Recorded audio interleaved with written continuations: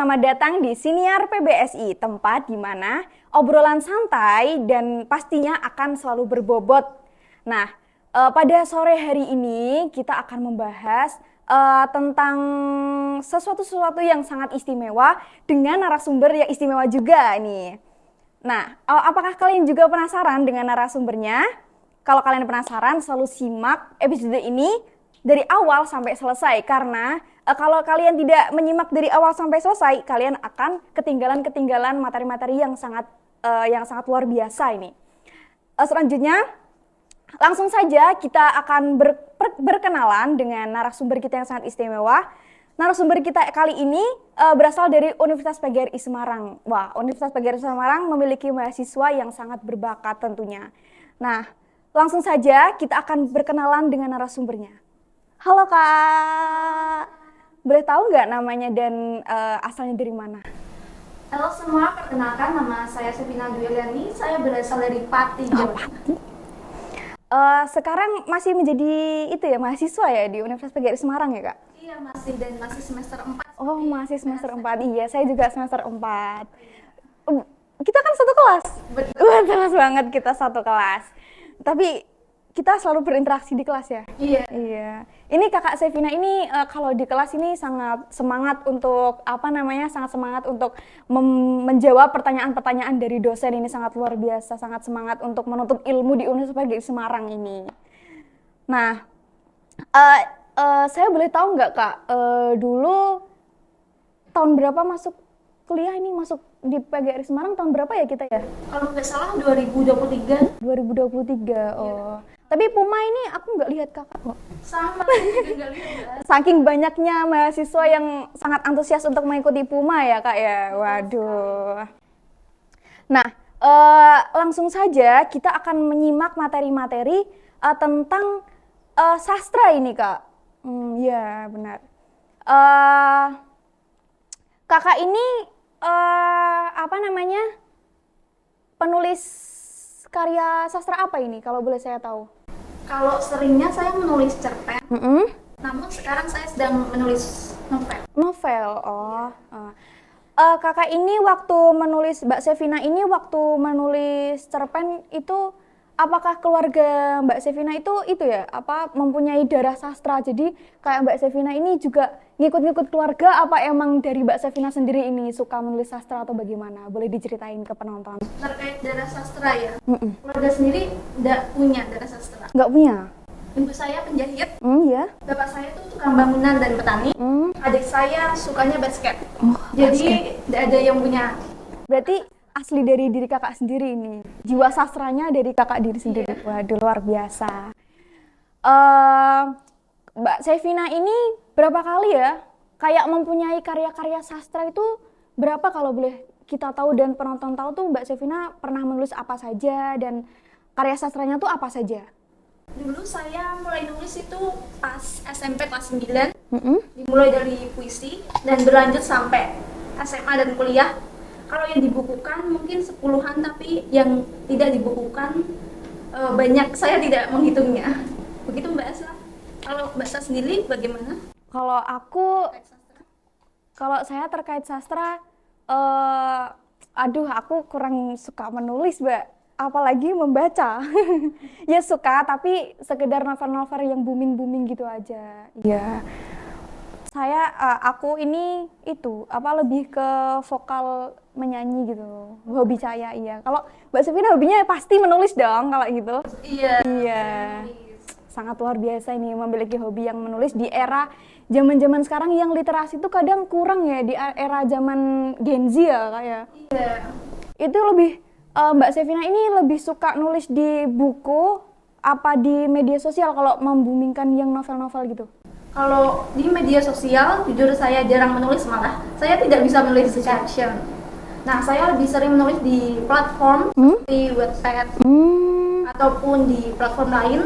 Dan untuk buku saya seringnya mengikuti lomba, seperti lomba kemarin Eksimida, lalu lomba yang diadakan penerbit. Yang di Wattpad itu judulnya boleh tahu nggak? Siapa tahu yang penonton ini penasaran dengan judul-judul Wattpad-nya ini. Boleh sekalian promosi? Oh, boleh sekali. Teman-teman jangan lupa baca The Bromance. Kali ini masih open PO. Wes. Sampai Maret kapan ya? Saya lupa. Pokoknya sampai Maret. Jangan lupa ya di Wattpad. Oke. Saya boleh tanya nggak, Mbak, ini? Pernah nggak waktu menulis itu mempunyai rasa bosan dan capek waktu proses menulis Wattpad atau menulis cerpen atau menulis puisi itu pernah mempunyai rasa capek atau bosan nggak ini? Karena saya orang normal ya. Capek itu pernah banget. Apalagi saya perempuan. Iya. Saya seringkali mager, Iya. lihat mood, terus melihat tulisan tuh ini apa sih kok sepertinya jelek banget. Bahasa pernah ngerasa gitu nggak? Feel insecure. Sangat. Itu sama tulisan sendiri. Iya, emang bener. Terus kayak kita punya rasa kurang percaya diri dengan karya kita sendiri mesti ya, Mbak? Iya, bener sekali. Apalagi melihat karya-karya lain yang sudah Wow. difilmkan dan lain sebagainya. Rasanya ini karya aku kok gini banget gitu. Kalau biasanya itu ya, pernah juga menulis karya ilmiah gitu ya, Kak? Kayak iya, pernah. Terus kayak menulis esai. Oh iya pernah. Pernah. Ya di kelas kita kan. Iya, di kelas. Itu kekurangan saya tuh di situ. Karya sastra yang aku tulis, esai yang aku tulis tuh kayak nggak bisa ngalir di otak gitu loh, Mbak. Itu kamu juga ngerasain kayak gitu nggak? Aku terkhusus karya non-fiksi seperti karya ilmiah itu sulit banget.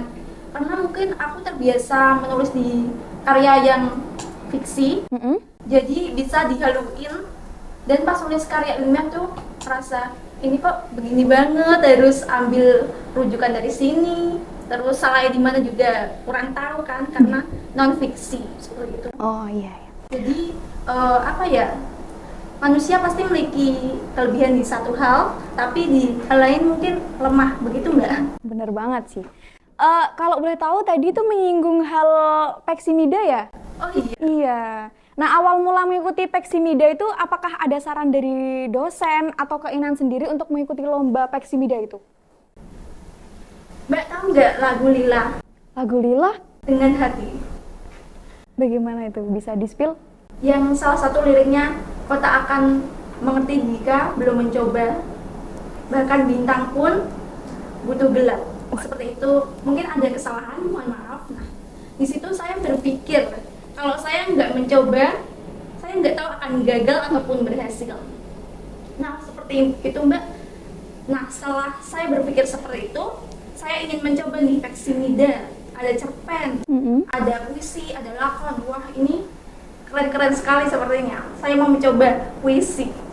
Dan puisi saat itu disuruh menulis sekitar 10 puisi. Dan saya mengirim puisi sejumlah itu tidak lolos, Mbak. Dan Bapak Naka itu menjawab saya, kamu punya lakon enggak? Saya jawab, punya tapi dulu sekali dan sudah hilang karena HP saya kebetulan ganti. Lalu ditanya lagi, pernah menulis cerpen tidak?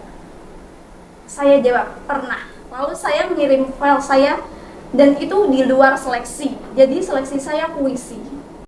Dan alhamdulillahnya malah cerpen saya yang lolos, padahal cuma mengirim 1 dan puisi 10. Wes, beri tepuk tangan semuanya. Itu hal yang sangat luar biasa yang dimiliki oleh mahasiswa Universitas PGRI Semarang. Itu patut diapresiasi, itu sangat luar biasa itu. Kalau boleh saya tahu, cerpen yang berhasil masuk di Peksimida itu genrenya apa ya? Boleh diceritain nggak? Cerpennya itu kayak gimana? Ceritanya gimana gitu? Mbak tahu nggak judul esai yang panjang? Nah, itu asalnya dari tema yang sangat panjang, mungkin melebihi 6 kata temanya. Dan saya olah menjadi sebuah cerpen dengan genre sejarah. Sejarah berarti ya? Oh, bukan sejarah sih. Gimana? Genrenya tuh seperti apa ya? Sekarang tuh ada yang namanya batik bukan batik kebaya, kebaya kokwet, dan juga seperti kebaya yang dibuat model Korea. Nah, saya olah seperti itu, genre kehidupan seperti itu, dan menyerempet ke TKW. Tenaga kerja.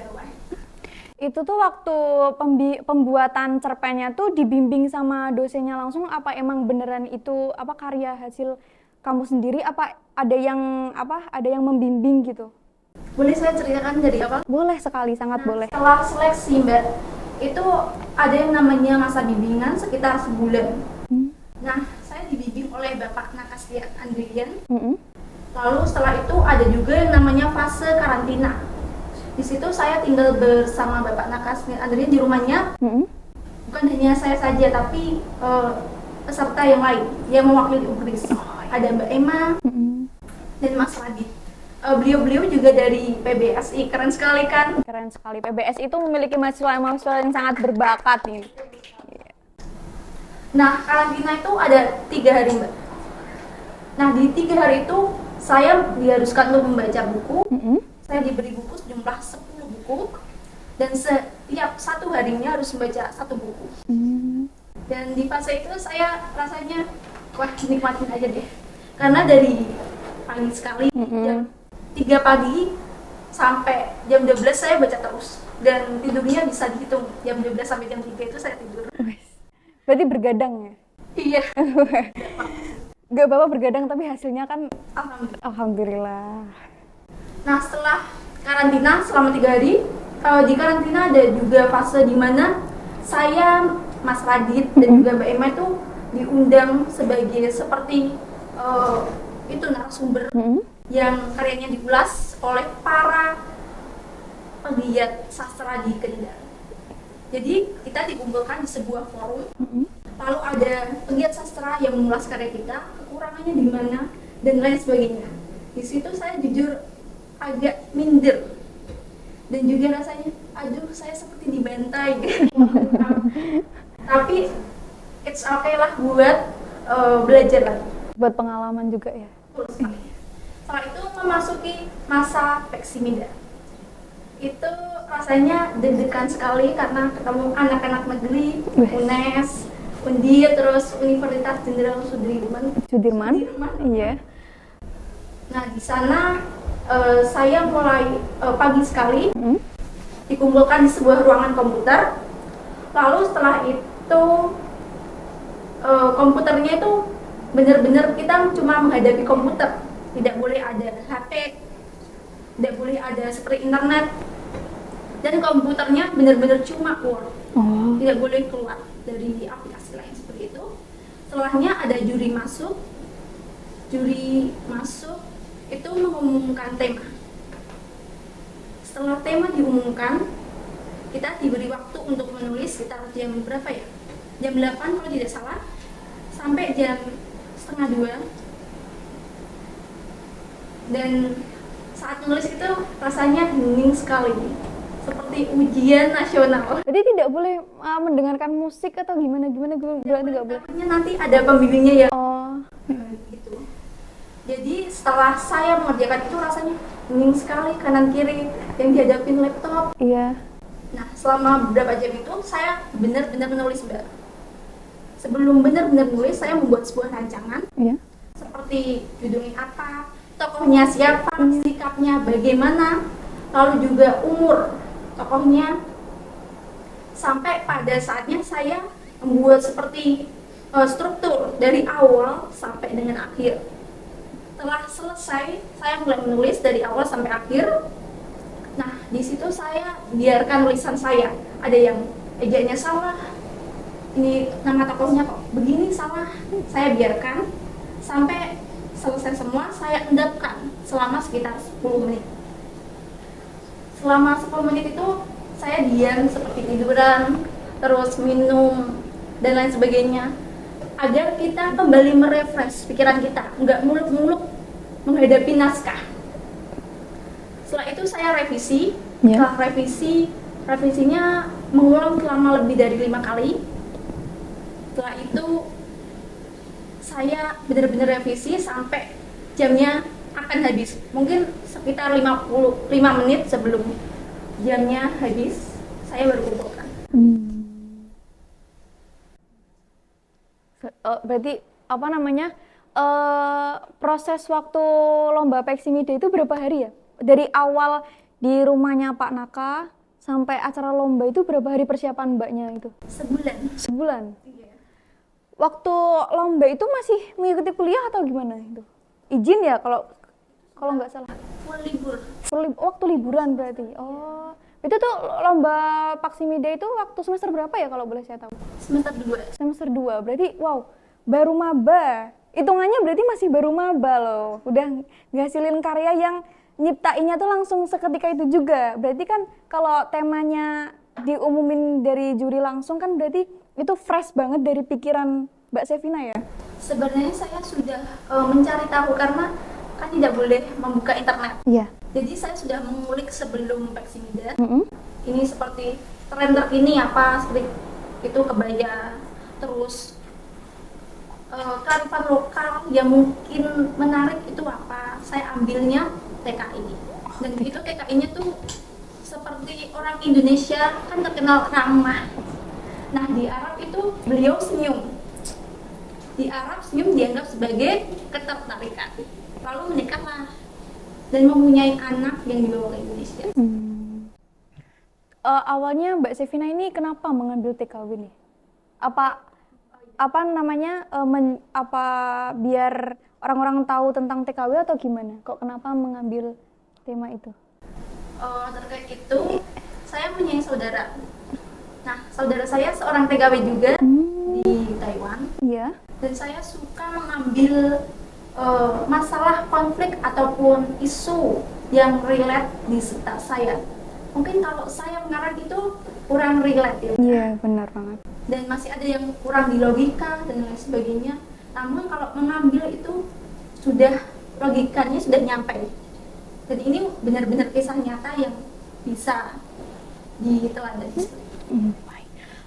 Kalau boleh saya tahu nih, Paksimida ini kemarin juara berapa ya? Juara 1. Wow, juara 1, luar biasa.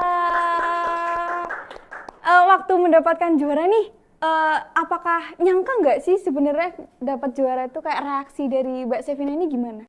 Waktu itu agak lucu sih Mbak.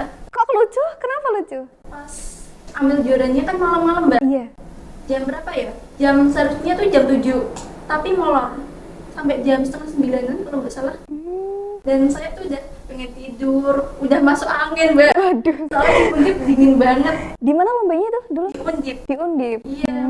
Dan saya udah kemulan jaket, nggak tahu lah juara atau enggak gitu. Soalnya udah ada itu universitas negeri dan lain sebagainya. Takut kalau kalah sains. Dan ternyata malah alhamdulillah. Itu berarti apa namanya udah ngerasa sakit dulu badannya karena apa? Iya dari pagi gitu ya. Terus apa namanya reaksi keluarga ini gimana waktu tahu bahwa Mbak Sevina ini dapat juara gitu? Sebenarnya kalau ada lomba, saya tuh nggak langsung bilang ke keluarga, saya mau ikut lomba, enggak. Yeah. Tapi bilang, nanti aku ada sesuatu nih surprise. Kalau menang lebih bilang. Oh, berarti apa namanya emang tujuannya ngasih kejutan ke orang tua gitu? Yeah. Berarti apa? Respon dari orang tua berarti sangat bangga sekali dengan Mbak Sevina ini karena anaknya sendiri bisa menghasilkan karya yang juara 1 tingkat itu Paksimida tingkat apa ya? Tingkat daerah. Tingkat daerah Jawa Tengah itu sangat luar biasa sekali. Aku sangat bangga dengan kamu. Apa namanya selanjutnya ini boleh minta tips gak sih bagi teman-teman yang nonton ini kayak pertama kali menulis cerpen agar tulisannya itu bisa baik dan benar gitu?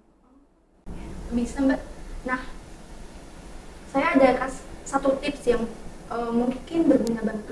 Nah, yang pertama tuh, Mbak bisa nggak bedain kalau cerita dari kehidupan nyata yang Mbak pernah alami atau diceritain temen, sama yang Mbak khayalin tuh lebih enak dibaca yang mana, lebih enak yang ditulis yang mana?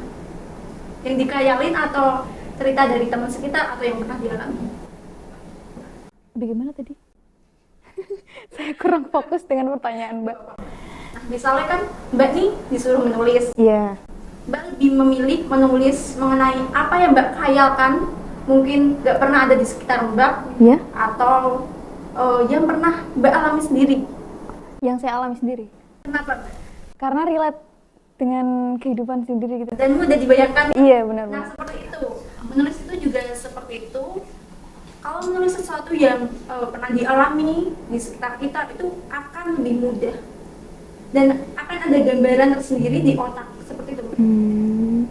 Yang kedua itu menulislah, jangan nunggu aku lagi bad mood nih, aku nggak mau nulis, aku lagi mager, ini aku lagi banyak tugas nih. Jangan begitu, karena menulis itu adalah sebuah kegiatan, kalau ditunda malah nggak selesai. Iya, benar. Kalau dilanjutkan itu lebih baik. Kayak tugas juga ya. Ini semester kita ini, waduh, baru pertama kali masuk udah banyak banget tugas ini, luar biasa. Masya Allah. Tipsnya, kalau tips gimana caranya buat itu, Mbak? Saya meminta saran nih dari Mbak Sevina ini. Bagaimana bisa cerita kita tuh yang sesuai dengan real kehidupan kita. Biasanya tuh kalau diri saya sendiri menulis ya, Mbak, emang benar itu dari kisah saya sendiri, tapi tuh ya di pikiran saya tuh nggak bisa dituangin ke dalam tulisan gitu loh, Mbak. Kayak harus di sini terus gitu loh. Oke, saya mengerti.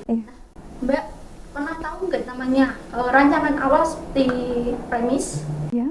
Nah, seperti itu Mbak bisa buat premis, nanti awalnya bagaimana, terus pertengahannya ada konfliknya gimana, penyelesaiannya gimana, dan seperti itu. Lalu dibuat tokohnya siapa saja, seperti tokohnya berkulit putih, namanya Juventino, seperti itu. Iya. Lalu tingginya 180 mungkin, begitu Mbak. Berarti harus itu ya, mengenali banget apa yang mau kita tulis gitu ya. Dibuat kerangka. Oh, dibuat kerangka. Baik. Itu teman-teman semuanya, materi cerita-cerita yang disampaikan oleh Mbak Sevina sangat itu ya teman-teman semuanya, sangat memotivasi kita ini untuk semangat menulis karya-karya sastra. Mbak Sevina ada pesan-pesan nggak buat penonton atau gimana gitu? Buat kalian semua yang suka menulis tapi insecure, ill feel, bad mood dan lain sebagainya, teruslah menulis karena sekarang tulisan itu bermanfaat banget. Selain itu juga bisa dibikin FTV. Sekarang ada yang namanya penulis ide sinopsis, nanti bisa dibikin FTV, lalu bisa nulis novel dan lain sebagainya. Jangan berhenti menulis ya teman-teman, karena kita bukan anak aja, maka menulislah untuk dikenang. Sangat memotivasi kita untuk menulis karya-karya sastra. Jangan lupa, terima kasih Mbak Sevina atas materi-materi yang disampaikan atau kisah-kisah yang bisa membuat kita terinspirasi. Teman-teman di rumah jangan lupa stay tune ke YouTube Hima. Nanti akan ada episode-episode selanjutnya yang membuat kita penasaran tentang apa itu sastra-sastra bahasa Indonesia di Universitas PGRI Semarang ini. Terima kasih Mbak Sevina. Ini kita di bulan puasa ini selalu semangat untuk menghasilkan karya-karya selanjutnya. Semangat. Terima kasih teman-teman. Sampai jumpa.